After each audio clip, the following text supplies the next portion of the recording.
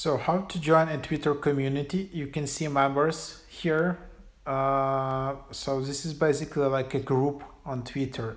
Then you can just see some rules. For example, this is Week of Startups community, and then just agree and join. Then you just join the group. So I don't know what's the difference basically with the lists, but here you have it. Now you have a communities tab, and here you will see all the posts from people in the community. So it's not like the list where you follow Twitter list and it means that you follow everyone on the list, but here yeah, you just have a separate tab, and you will see all the posts from that community.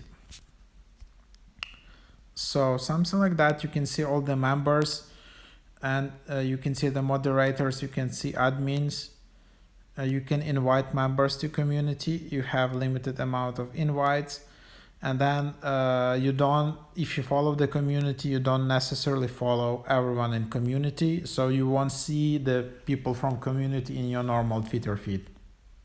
So this is a new feature, and hope this is helpful.